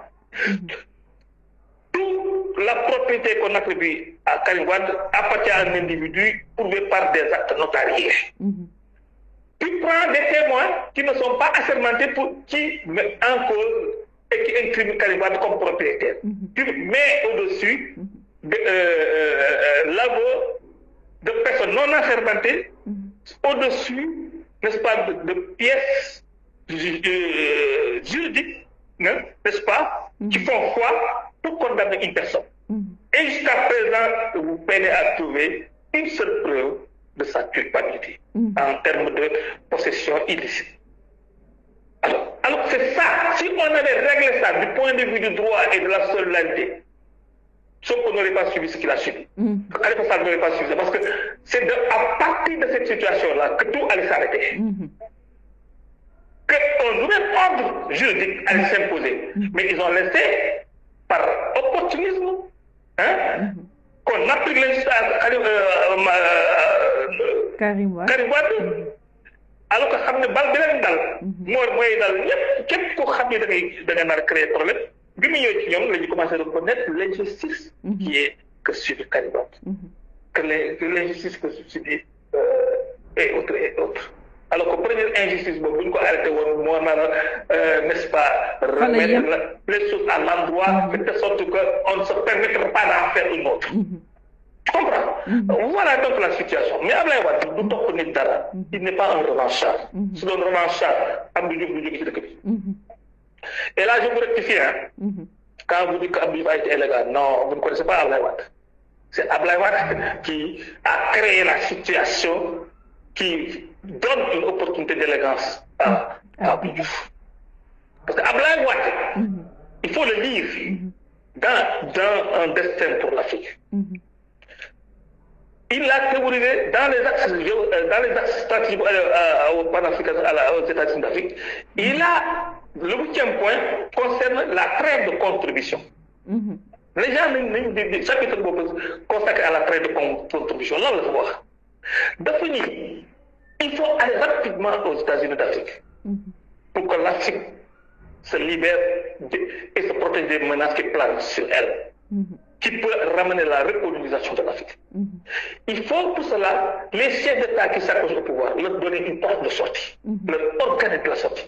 Il faut certes les combattre, mais pas avec un esprit haineux, Parce que beaucoup d'entre eux n'ont pas compris les enjeux ou n'ont pas la clairvoyance de comprendre comment les choses se développent.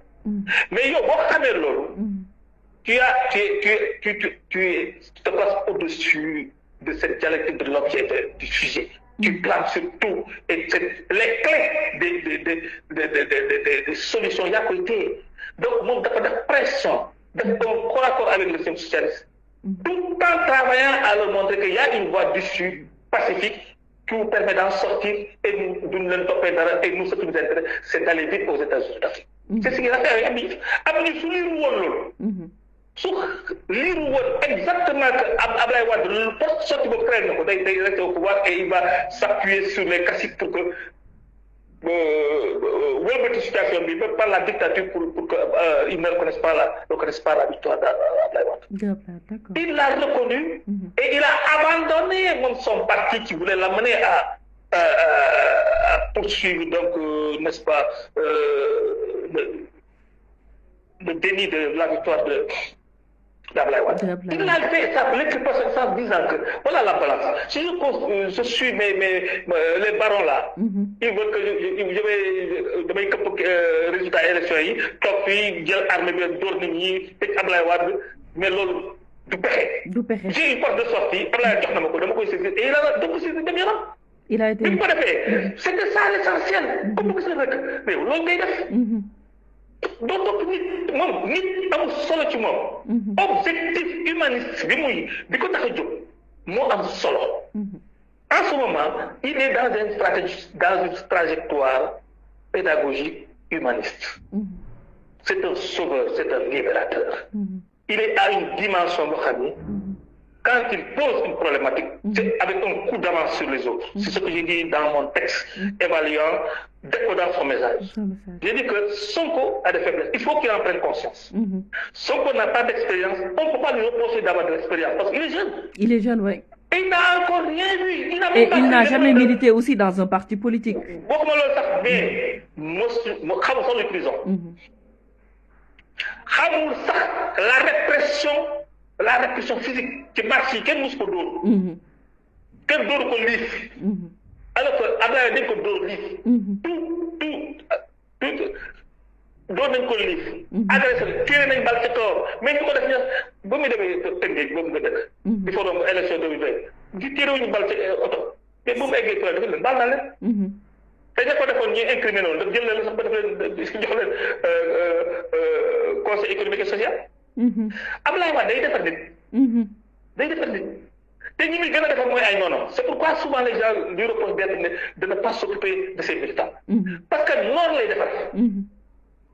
ñi ko trahir ñëpp jox na leen des possibilités de se réhabiliter plusieurs fois. Plusieurs fois, machallah. Plusieurs fois. De Fara Ndiaye, Serigne Diop, Ousmane Diop, plusieurs fois. Ba tey jii Babacar Gueye. ñëpp. Babacar Gueye créé woon ay PLS yooyu ñëw ñëpp defar na leen. dafa leen defar. waaye kooku nañ ko ñaanal. parce que c'est une valeur, c'est de l'or jamono la. te bu Sonko bëggee bu ci bëggee génn il n'a qu'à suivre. bu buggee jël le pouvoir. c'est son meilleur allié, son meilleur conseiller, le meilleur sage mooy mu dem déglu kooku. di jàngat xam yoon.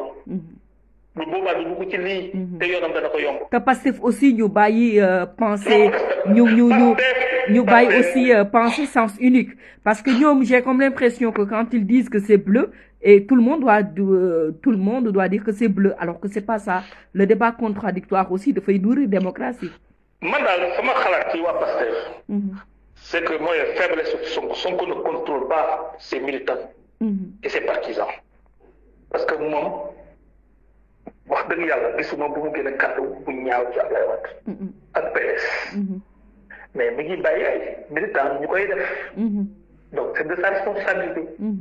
moo war a jël wax lii ànduma ci te ku ciy def du ma àndal ñëw. tu me défends pas. et ça lui permettra d'éliminer même des gens qui l'insultent. et qui ne sont pas avec lui. mais dont le seul objectif est de faire en sorte qu'ils ne puissent pas s'allier avec Ablaye Wade. Parce que c'est ça en fait l'enjeu. parce que tey moom bu amee seetlu tey assemblée nationale taxawaay bi nga xam ne député parti démocratique sénégalais am na fa mu war a xam ne ñun taxaw nañu pour mën ko jàppale moom. waaye mais tey jii kan moo nekk au premier rang au premier front pour défendre Sonko à l'Assemblée nationale c'est les députés du PDS. ouais sont les députés du PDS. te ñooñu su ñu Wade la ñuy dox. mais si ko Wade doon xeex wala bu ko doon def mais du ñooñu duñ ko défendre. duñ ko défendre. donc c'est-à-dire que c'est la pensée naïve. et c'est la pensée naïve dafay handicaper un leadership. Sonko il faut qu'il soit beaucoup plus mûr mais la maturité c'est comme Abdoulaye Wade dans mu ne ko waxee ci dans un destin pour l'Afrique ñii nee na si l'Afrique a pris la mauvaise route de telle sorte que aujourd'hui on est menacé d'être colonisé c'est parce que on a pris la mauvaise route et que la bonne route elle existait c'est celle qui avait été définie tracée par les pères fondateurs du panafricanisme par les aînés par les gens qui ont déroulé l'histoire de l'humanité qui met au cœur de l'homme noir qui a enfanté les sciences les mathématiques. Abdoulaye Wade ne bu ñu delluwaatoon ci ñooñu xool l'historiographie la chronologie de la résistance africaine en Afrique et dans la diaspora danañ gis ni yoon boobu ñooñu tracé loon mooy suñu héritage te yoon boobu rek moo ñu mën a sauver. alors mais fekkee xale yi jàpp ci ñoom pour ñoom ay anciens yeeg yooyu c'est pas utile ñoom ñoo am xam-xam yi mais ñu ngi naagu ci seen xel te ku naagu voilà problème bi noonu laa ko gisee. Voilà donc voilà je pense que c'est très clair vous avez expliqué de manière très claire ce que le président Abdoulaye Wade a voulu dire par rapport à la faiblesse et par rapport à son inexpérience parce que je pense que il est important que aussi ñu xam une chose loolu doonul taalibeem doo doon sëriñam mais politique dañu koy jàng. C'est pas pour rien que nous prenons notre peine à militer au Parti démocratique sénégalais, di dem ay séances de formation, à écouter et à lire. La politique, c'est de l'art et il faut l'apprendre. Voilà. Ça, c'était un conseil pour mes amis de Pastef. bëgg naa ko jox waa Pastef tey jii. Ça va être peut-être très problématique à comprendre à intégrer mais il faut que ma wax leen ko. ñoom ils disent que leur projet il est inspiré de Mamadou Dia et Cheikh Anta Diop. Je valide Cheikh Anta Diop mais je ne valide pas Mamadou Dia. Mamadou Dia, nous l'avons défendu. Abdoulaye Wade a été le seul ou le deuxième avec un de mes oncles, Diop, à avoir osé le défendre à l'époque comme avocat contre le procès qui a été intenté contre lui. Donc Abdoulaye Wade a appelé Mamadou Dia. Mais Mamadou Dia erreur yii nga xam ne soo ko moom la def ba ku sëñ Fallou Faye bu nit bu la bëgg a taale da ngay yokk sa bopp da ngay fay lu tax sëñ Fallou Faye ko ñooñu li ñuy gis ñun sax doomu aadama yi duñ ko gis sëñ Fallou sëñ Touba la ba muy nekk xale sëñ Touba la ñuy gis ci nit dañ lay gis xam sa loo xam sax sa bopp waaw la ñuy gisoon ci kii mooy velléité domestiquer chef religieux yi te loolu Cheikh Hamidou Kane moo ci indi ay firnde loo xam ne lu mu seede la Cheikh Hamidou Kane mel na bu mu doon jéem a intimider sëñ Fallou comme c'est des faits d'histoire ñu convoqué sëñ Fallou bañ ko suivre kooku ci loolu la fayee ku doon wàcce doomu sëñ Touba da ngay fay ku la bëgg taalaat da ngay fay donc bu buggee xam na jàng histoire am d'abord histoire de l'histoire politique du Sénégal loolu tamit faiblesse la ci moom yaakaar naa ne xam na xamut quand il développe aussi sur l'antisystémisme mais l'antisystémisme boo demee Europe ñi koy gën a développer ces stratégies là mais c'est les partis politiques de droite fascistes comme ay Marine Le Pen wala kii Salvini d'Italie. ñoom ils prônent l'antisystémisme et l'opération main propre. On nous a vendu ici au Sénégal pour dire gouvernance vertueuse et tout cela. Mais piège politique yooyu. C'est pas les fondements paradigmatiques qui permettent de contrôler la bonne conceptualisation de cette lutte-là. Waaw Cheikh Anta Diop oui parce qu'il a conceptualisé la lutte panafricaine en prenant la voie que Abdoulaye Wade a indiqué, la voie de l'héritage des pères fondateurs et de l'historiographie africaine. Foofu la ñu amee solution, une lecture qui est en résonance et en consonance avec nous-mêmes et avec, n'est-ce pas, ce que j'appelle les leçons de la résistance africaine. Mamadou Dia, il a une responsabilité historique sur le fait qu'aujourd'hui nous sommes dans un enclos qu'on appelle l'enclos néocolonial Sénégal. Parce que nous, on est né dans un État fédéral, l'État fédéral du Mali. Ça, je parle d'un fait d'histoire, vous pouvez aller le vérifier sur le document. Ah, bien sûr. La fédération du Mali. On est né dans l'État fédéral avec Modibo, qui était le chef de l'État. Mais c'est lui qui n'a pas voulu, par son geste de refus de consigner la paix. Le décret de nomination du général Cissé, qui devait être chef d'état-major de l'armée fédérale, qui l'a indi en prétexte pour casser l'état fédéral pour le Sénégal nekk tey jii ko nekk. Mais un panafricaniste ne peut pas cautionner ça. Ouais, ne peut pas cautionner ça. Voilà. Donc il n'a pas été soumis au panafricaniste. Qu'est-ce qu'il a fait pour défendre Mamadou Cheikh Anta Diop contre Sénat? Rien du tout. Rien du tout. Rien du tout. Il était de bonne foi. Un patriote, Mamadou Dia, mais doctrinaire qui voulait développer, n'est-ce pas, une ligne de la doctrine du socialisme autogestionnaire, du type de Tito, de la Yougoslavie. Là, le mot de vision. Mais ça, ce n'est pas le projet panafricain des panafricains, ni de Cheikh Anta Diop. Cheikh Anta Diop, nous devons combattre dans l'histoire ici au Sénégal, c'était la gauche. Et il l'a dit à la conférence de Niamey. Il a dit que la gauche a été la plus minable parmi les gens qui l'ont combattu. Et qu'il pouvait le scier en deux. Parce que simplement, il a battu en brèche la thèse de Marx et de Lénine dans l'unité culturelle africaine. Pour montrer que cette thèse-là, elle est fausse, elle n'est pas scientifique. En montrant qu'il y a deux zones géographiques, n'est-ce pas, qui ont eu des moules civilisations différentes, et que c'est le moule civilisationnel de type matriarcal né, n'est-ce pas, autour, n'est-ce pas, de la zone égypto-libyenne, qui a enfanté notre ontologie, que Abdoulaye Wade appelle la physicité, qui montre que, n'est-ce pas, l'Africain a été, par son mode d'existence, en s'adaptant dans les conditions matérielles de cette zone, a pu accéder à la science parce que la science s'est révélée à l'Africain par la qualité de ses rapports avec la nature. Et de cette façon-là que nous avons été les premiers scientifiques sans l'avoir appris nulle part, mais en l'ayant appris de la nature même. De la nature même. Et on a tout inventé à partir de cela. Alors que les Européens et les Grecs, quand ils venaient ici, ils venaient prendre l'enseignement ici. Et on connaît tous les professeurs, les gens qui ont enseigné à Pythagore, à Euclide, à Platon, qui étaient là, qui étaient venus ici en Égypte pour apprendre et repartir là-bas. Mais ces gens-là, nous, civilisationnelle aérienne, qui est de type patriarcal, nomadisme, a généré un rapport différent avec la nature, qui est un rapport agressif. C'est ça qui fait que c'est des gens qui ont fait de la guerre, de la prédation, leurs valeurs. Lorsque nous avons dominer, exploiter. Ça, ce n'était pas les valeurs nées de notre civilisation.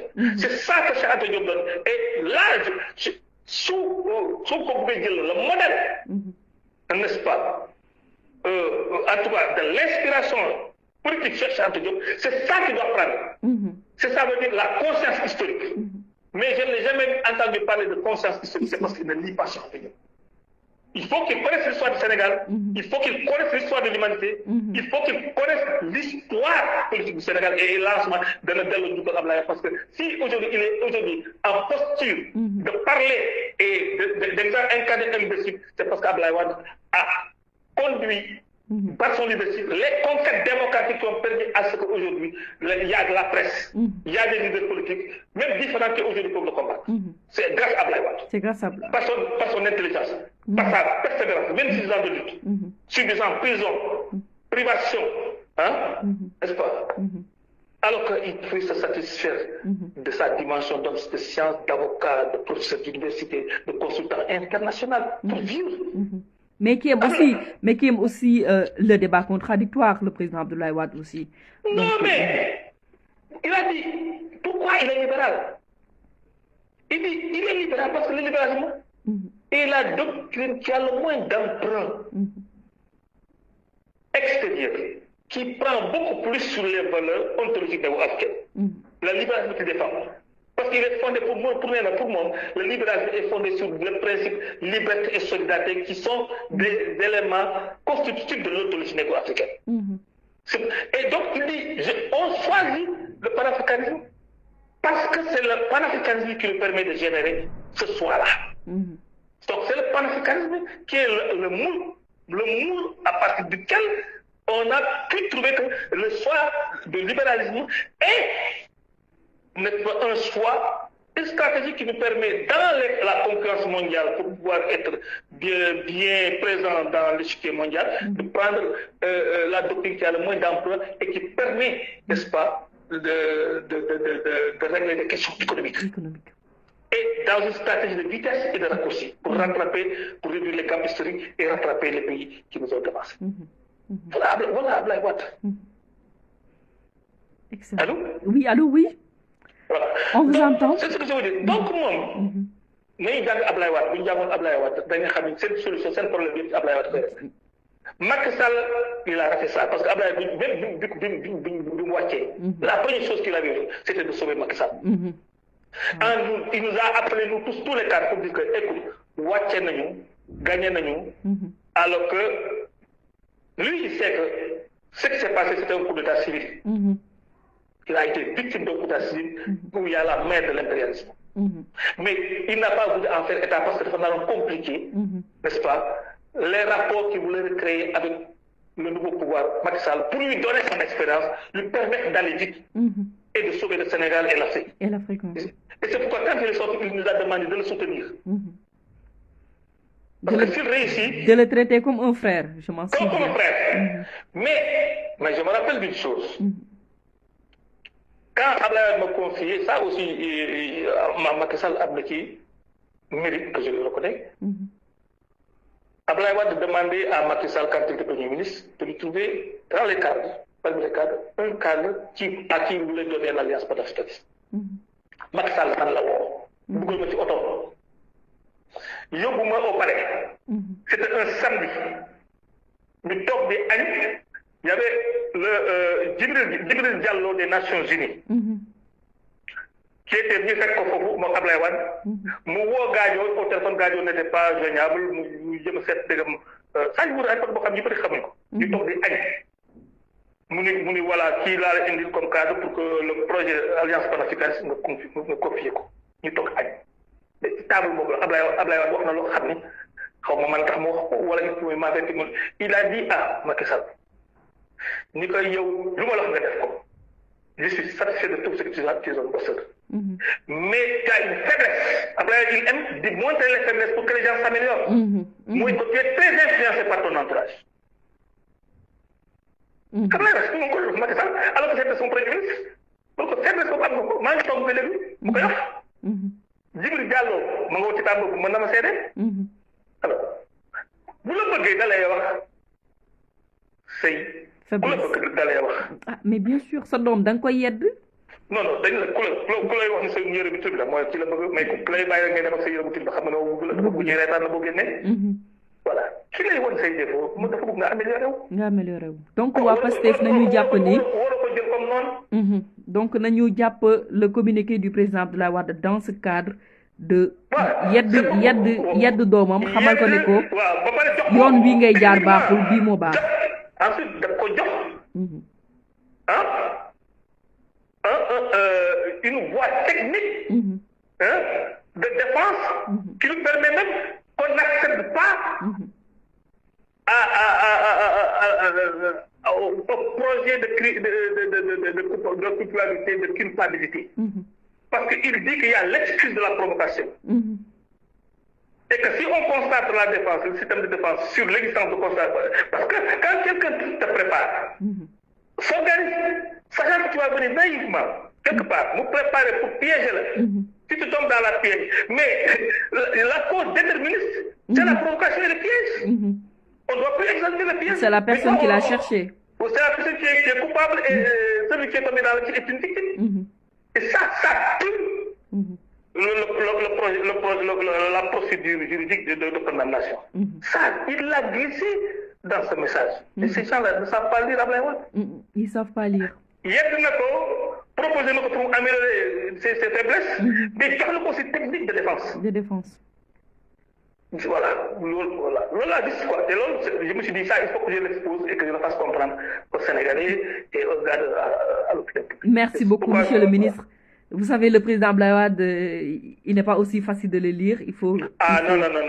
Il faut apprendre pour mën ko comprendre. Donc, moo tax tey yow ñu choisir. Il est, moi je le dis, tout dans une dimension heuristique. Tu sais, j'ai eu un professeur qui m'a appris quelque chose de très important, c'est un spécialiste des organisations. Il a dit qu'il y a 5 types de niveaux, de catégories, de types de connaissances. Quel que soit le type de connaissances sur lesquelles on évolue, on ne sort pas de ces 5 types. Et si on continue, le petit élevé, c'est le niveau de connaissance heuristique. Faut la toll. Dafa raw nit ñi.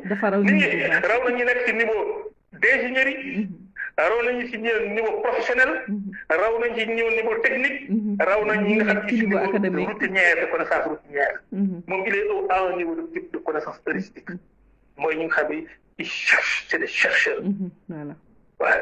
Donc, il n'y a que des personnes aussi. Ils donnent des réponses nouvelles. Il n'y a que d'autres personnes. Les microcosmes Sénégal, où les gens sont dans des stratégies d'adaptation. Tu as un balcon, il y a des gens pour mieux vivre dans le balcon, c'est une solution. Alors que non, moi, il y a des gens qui viennent dans le balcon. Alors, nit ki balaa boo xamoon di la yoon da nga bàyyi li nga yor. Loolu la mais aussi monsieur le ministre tamit il faut nu waxtaane tamit suñu démocratie parce que mënuñu 2012 ba 2021 à chaque fois qu'un opposant taxaw samp ndëndëm wane ni moom bëgg na remplacer Macky Sall kooku ay gàllank mu am ay démêlés avec la justice. Mais moi je dis qu'il faut libérer le soldat Macky Sall. Moi c'est ce que je comprends. Il est déjà à la tête de l'État, c'est un fait. Alors, il faut comme dans la pensée d'Ablaye Wade, plus qui veut combattre, mais qu'il y ait une porte de sortie. Dans l'intérêt du Sénégal et de l'Afrique. Macky Sall gagnerait. Avec tous les déboires qu'il va connaître, parce qu'ils vont s'aggraver avec Covid-19, n'est-ce pas, de créer un climat de paix et de concorde nationale. En posant des actes forts. Premier acte fort, moi, toutes les injustices dont son livre a été l'origine, effacer créer les bases de confiance et de réconciliation nationale pour qu'ensemble, il y ait une dynamique nationale pour affronter les dangers qui guettent le Sénégal et l'Afrique. Parce que nous sommes menacés par des projets de recolonisation de l'Afrique. Nous, les panafricains, on le sait. Ablaye l'a dit 2 fois dans 2 conférences. Il l'a dit ici, il fallait qui vous doute ce qu'il fallait. En disant qu'il ne faut pas qu'on se trompe. Parce qu'il a raison. Parce que nous coloniser,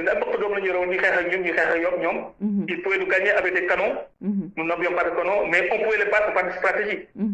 Chacun a battu l'armée anglaise et tout cela, par des moments on a battu. Mais aujourd'hui, les rapports de force sont tellement dégradés que ils n'ont plus besoin de nous affronter physiquement. Ils ont des armes de destruction massive. Missiles, nous avons envoyé de plus de 10 000 km. De telle sorte que nous, on n'a pas de réponse contre ça et pour nous détruire. Ils peuvent nous envoyer des armes bactériologiques ou des virus. Tuer, nuider, comme des mouches. Oh, donc loolu nga xam ne moo ñu yoon war na tax ñu wax ñu wax leneen suñu diggante suñu biir dañu war a fexe ba élever les consciences pour que ñu xam ne ñun li ñuy yoon bu ñëwee dootuñu tal di xeex nit loolu la ñu war a sonde te loolu bu ñu sonde dañu war a mutualiser les forces des Africains c'est ça le message du panafricanisme et ça rapidement c'est pourquoi dans sa lettre pour présenter condoléances ou Ismaïla Cissé il a signé Ablaye Wade à son frère disparu Pamalan, le panafricanisme pressé. Parce qu'aujourd'hui, il dit, nous sommes dans une phase où il faut être pressé d'aller aux États-Unis d'Afrique. Et ça, c'est sur ça qu'on pourra pacifier l'espace public pour réconcilier les Sénégalais.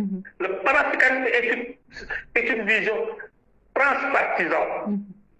Parce qu'il vise l'unité des Africains, quel que soit. Il ne faut pas qu'on nous plombe les ailes dans les rivalités politiciennes avec des faits divers qui nous retardent et qui font que les autres avancent et que le gap historique s'accroît et qu'au finish, demain, tout sera justifié pour qu'on dise que les Africains, franchement, avec toute leur richesse, tout cela, ils ne peuvent pas s'en sortir, il faut qu'on les recolonise.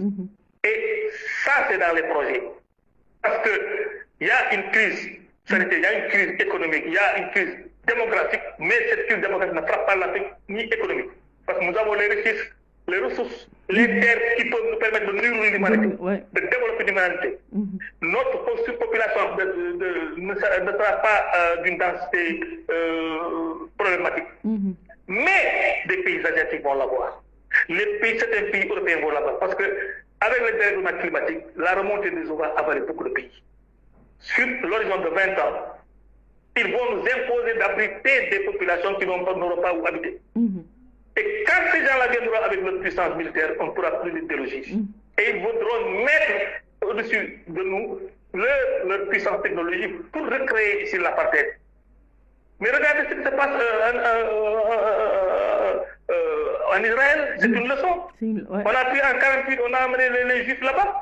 Ils sont là-bas, mais c'est eux qui font partie, les habitants qui sont là-bas. Et ils peuvent les Palestiniens. Qui peut les déloger? Qui peut les déloger? Personne. Voilà. Quand le Japon sera avalé ou je ne sais pas une partie où ils n'auront plus mettre les Américains. Mais les Nations Unies ou les Américains peuvent les aller. Il faut qu'on vous amène en Afrique. Et ils vont leur donner une terre. Et après cette terre-là, ils vont agrandir. Et puis finalement, qu'est-ce qui va se passer? Ces gens-là, ils se passeront supérieurs parce que nous aurons montré notre infériorité. Or, il faut sortir de notre infériorité. Parce que nous étions supérieurs à eux à l'époque de l'Égypte nubienne. Nous contrôlions les technologies, la science pour bâtir des civilisations.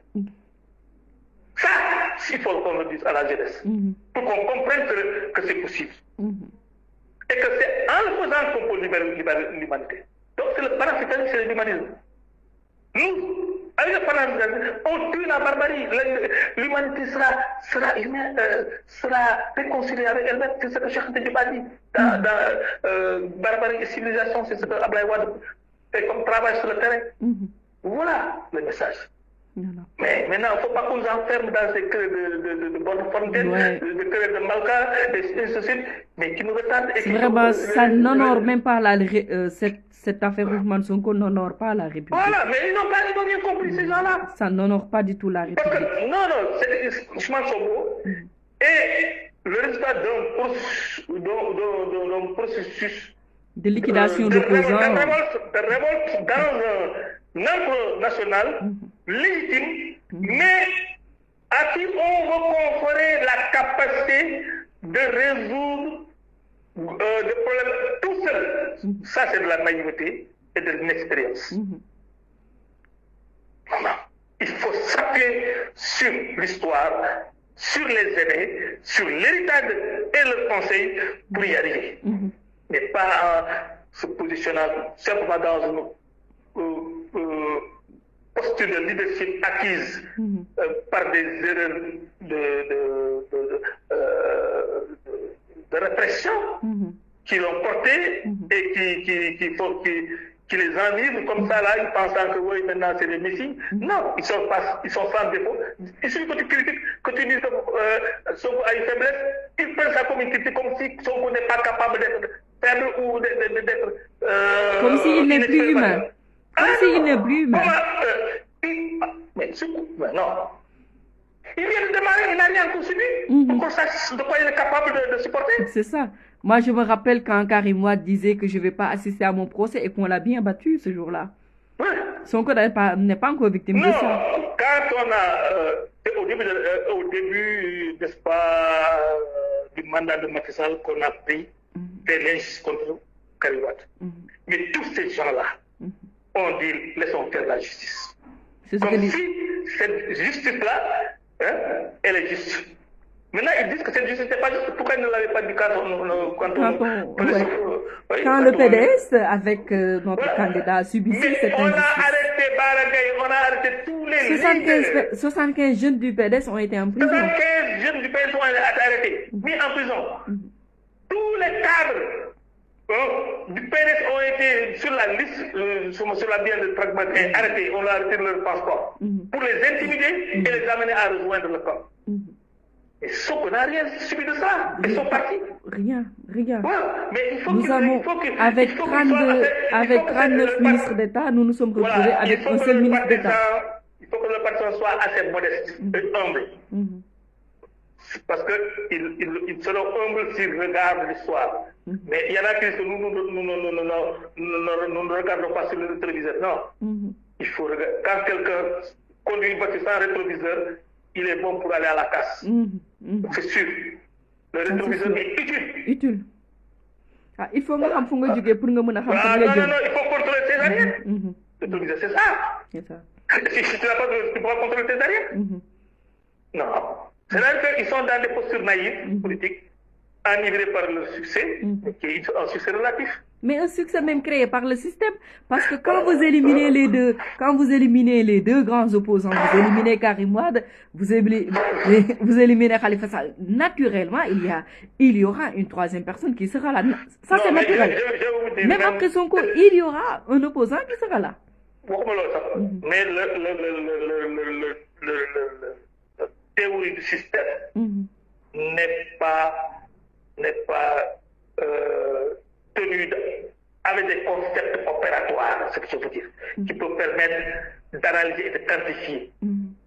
Il joue sur l'émotion. Quand il dit système, il y a du flou. On ne sait pas qu'est-ce que c'est que le système quand il dit système. Et quand il y a du flou, il y a du loup. Comme disait l'autre. C'est du flou. Un concept, on lui donne d'autres concepts opératoires qui permettent de le définir et de l'utiliser comme instrument. Mais ce n'est pas le cas. Il est dans l'énonciation. Voilà, je fais une lutte anti-système, point barre. Mais le contenu du système, c'est quoi? C'est quoi? C'est toi. Alors, ça permet, c'est le flou, les loups vont dire, voilà, le système, c'est Karim Wade, comme il a dit. Karim Wade est un élément du système. Mais je ne le prends pas. Déjà, il n'y a pas. Moi, quand je revois la vidéo, je me rends compte que vraiment, Sonko peut être carrément inélégant. Parce que dire que non, je ne vais pas. Il a été très illégal. Il a l'excuse de l'inexpérience. Oui, de l'inexpérience. Moi, je ne le critique pas. Sonko est dans une stratégie d'apprentissage et d'expérimentation. Et il mûrira des leçons qu'il tirera des expériences. Des expériences. Voilà, et il évoluera. Mais moi, je lui accorde le crédit d'être de bonne foi et un peu favorable. Je ne le critique pas. Mais il fait son expérience. Il achète son expérience. Voilà. Mais je ne lui souhaite pas je lui souhaite de sortir de cette situation. Tout le monde le souhaite, le souhaite quand même. Et ne serait-ce que pour la sauvegarde de cette démocratie, aujourd'hui, tous les Sénégalais doivent se lever et se battre à ses côtés, quand même, parce que ça ne peut pas passer à chaque fois. À chaque fois qu'un opposant est là, à chaque fois qu'une personne contredit le pouvoir et que cette personne au finish a des démêlés avec la justice. Donc, il faut que le peuple sénégalais aussi sache qu'une démocratie, on ne peut pas l'avoir sans une opposition. D'ailleurs, c'est extrêmement dangereux, même pour le président Macky Sall, parce qu'aujourd'hui, s'il n'a plus d'opposants, ce sera le peuple, son propre opposant. Oui, tout à fait. Oui, c'est extrêmement dangereux pour lui-même. Merci beaucoup, monsieur le ministre. Nous avons fait vraiment 1 heure de live. Très instructif. Bëgguma sax mu jeex wax dëgg yàlla tellement que j'ai appris jàngat naa ci lu bëri ci analyse surtout ci affaire Ousmane Sonko ak communiqué bi nga xamante ne nii président Abdoulaye Wade def na ko ci vraiment jërëjëf. waaw merci man maa lay sant bu baax dégg nga. jërëjëf yal na la ngeen réussir seen projet. Amin merci beaucoup monsieur le ministre. Voilà, vraiment, j'avais beaucoup mon live bidir, tellement que monsieur le ministre a été extrêmement pertinent, surtout waxtaanee communiqué bi nga xamanteni ni mom le président Abdoulaye Wade génnee jëmale ko ci affaire Ousmane Sonko, mais surtout aussi ci panafricanisme, urgence bi nga xamanteni ni tay président Macky Sall war nako am jël force am ak xalaatam ak doole république bi consacré ko ci lu am fulla ci lu am fayda ci loo xam ne nii dina jariñ sénégalais yi mais des histoires de salon de massage lan la ñuy njariñ ban njariñ la ñu amal Sonko dem na kii bës na ko kii bësu ko ban njariñ la ñu amal aujourd'hui tey vous allez encore échouer parce que vous prenez toute l'actualité nationale di koy consacrer si ay affaire faits divers alors que aujourd'hui tout le monde devrait se mobiliser pour waxtaane li nga xam ne moom mooy Covid ak mesures barrières yi pour que hôpitaux yi surtout personnel soignant bi ñu leen di remercier encore di leen encourager di leen di jaajëfal mais sonn nañu donc askan wi nañu leen dimbali ñu respecter li nga xam ne nii moom mooy mesures barrières yi mais mesures barrières yi mënuñu ko respecter surtout ci ñi nga xam ne tey presse bi ñu waroon informer réseaux sociaux yi tamit waroon ñu informer république bi waroon ñu informer mais malheureusement depuis un certain temps toute l'actualité affaire Ousmane Sonko fait divers la lu ñàkk xorom la loo xam ne nii amul bopp amul genn malheureusement moom moo ñu ci dab te tey jii l'urgence aujourd'hui est ailleurs l'urgence aujourd'hui nekkul ci éliminer ay opposants parce que nu ma lañ koy faral di waxee si vous éliminez tous les opposants ce serait extrêmement dangereux pour vous parce que tey askan wi su ndox manqué sax ñu ñëw jàkkaarloo ak yow société civile bi soo leen muselé bu ceeb manqué sax askan wi ñu seen bopp ñoom ñooy ñëw jàkkaarloo ak yow et ce serait extrêmement dangereux pour vous donc lii la ñu leen indiloon tey fi nga xamante ni nii ci mooy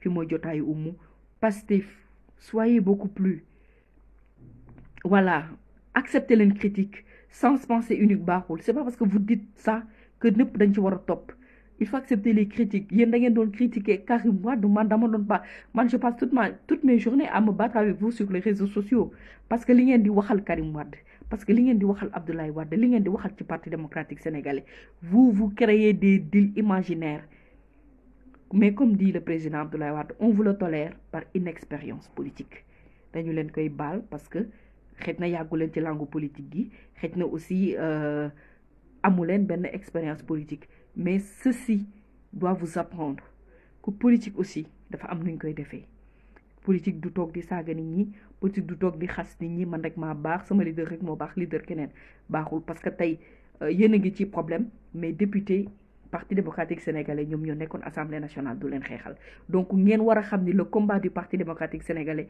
du combat wu boppam du combat wu Karim Wade du combat wu Parti démocratique sénégalais depuis 1974 depuis sa création nous combattons pour un Sénégal meilleur pour un Sénégal d'excellence pour un Sénégal économiquement relevé pour un Sénégal de liberté et de démocratie te donc loolu dañ koy santé di ko gërëmer le président Abdoulaye Wade mi nga xamante ni nii comme on dit c'est un homme boo nga xamante ni nii su waxee ren ñun déwén la ñuy soog a comprendre ne ndekete président Abdoulaye Wade lii la bëggoon a wax donc te aussi du magum xamoon naa ko day ne magum waxoon naa ko Sonko doomam la yedd na ko xamal na ko ni que am nga ay faiblesse am nga inexpérience mais aussi tegal naa la stratégie de défense donc voilà tey loolu la ñu leen indiloon aussi avec le docteur Seck aussi jot nañu waxtaane li nga xam ne moom mooy Covid bi ak surtout vaccin yi ak amalgame bi ci am ministre bi ne don la par la suite ñu gis ne bon dañuy jënd don la ce n'est pas clair du tout dans notre tête donc le ministre Abdoulaye Diouf Sarr soo ñu mënee leeralal askan wi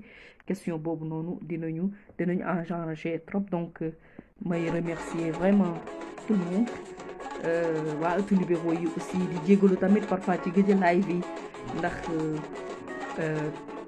ces derniers temps c'est le cours à l'université c'est carrément serré ils veulent tout faire pour terminer le programme donc parfois day xaw a difficile am contrainte de temps carrément moo tax ñu ngeen ñu gis ci live yi mais aussi rappeler que l'activité phare du Parti démocratique sénégalais actuellement mooy li nga xamante ni nii moom mooy vente et placement des cartes donc j'en profite pour saluer toute la fédération départementale de Rufisque je salue le président de la fédération le maire Daouda Niang di nuyu tous les responsables qui sont à la base di liggéey bu rafet ci jëmmal Parti démocratique sénégalais ci biir département de Rufisque donc bravo aussi à l'équipe de Saliou Dieng gis nañu tournée bi ngeen nekk di def aussi sur le plan national pour mën a informer les militants ci lu jëm ci wàllu placement ak vente des cartes donc merci beaucoup à tout le monde